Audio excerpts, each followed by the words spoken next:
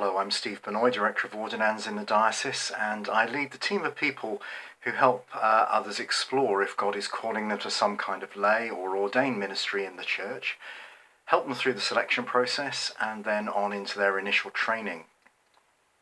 It's really good to be able to join you in worship this Sunday, even if in slightly unusual circumstances.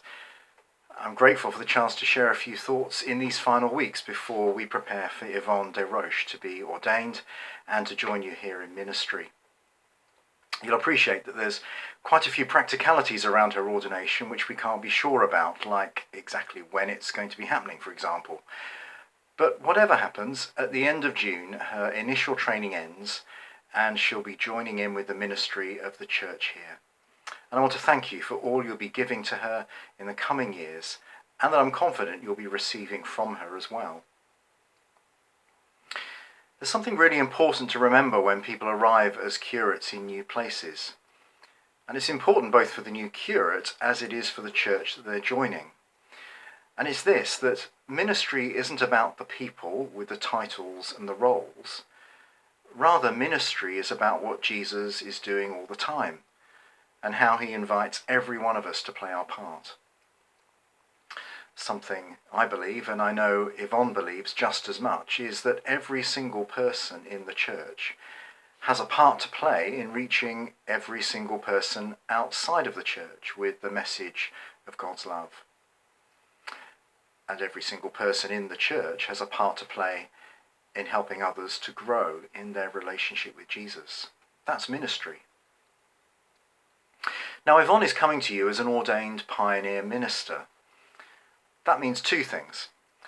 Firstly, she's especially focused on how we can serve the people beyond our immediate church community. And secondly, it means she'll be with you for up to 5 years, not the usual 3 or so that curates tend to do. So she's here for a while. Now, no doubt many of you are doing many things to serve your community. For sure, these are frustrating times when the normal ways we've gone about doing that needs rethinking. But they're also interesting times to experiment, to try new things out, to reach new people. A great time for a pioneer. Yvonne is a real enthusiast, and she's also a great listener. She won't steamroller over all the great things that are happening here already. She'll roll up her sleeves and get stuck in with what's already going on. But watch out for when she says, "Do you know, I was wondering if we might do such and such." And then see if there's something you can join in with her. Something I particularly like to ask you to do for Yvonne in the coming period is something I'm sure you've already been doing, and I'm confident you will keep doing.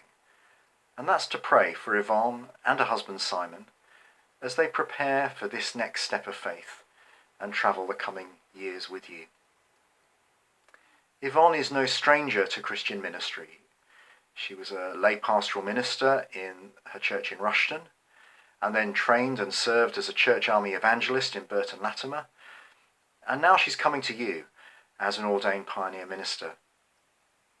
But for Yvonne, coming here isn't just the next career move. Above all else, it's the next step in her walk with Jesus. In today's Bible reading from John 21, 3 times the risen Jesus asked Peter if he loves him. 3 times to echo the 3 times that Peter denied even knowing Jesus on the night of his arrest and trial.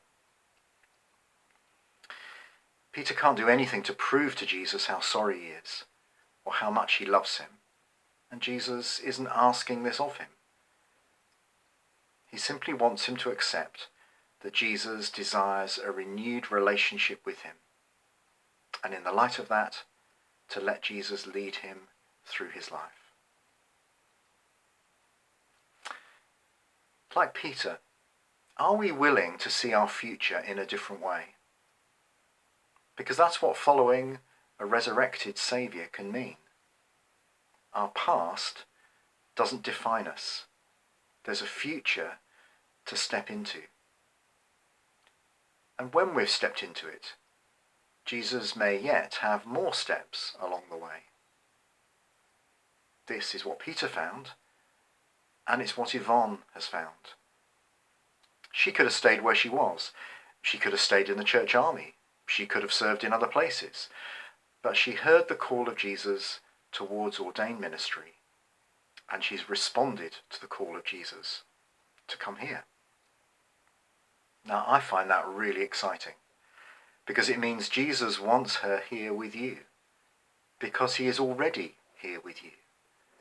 And there are things that you have to share about him with Yvonne, and there are things Yvonne has to share about him with you, because there's good news about Jesus for you all to share with the people around here. We've got great confidence as a diocese in you as a church community, in Hayden as your rector, and the whole team here to be just right for Yvonne and Simon as they keep stepping forward with Jesus. Thank you for all you'll be giving to them, and may the Lord continue to bless you in the weeks and months to come.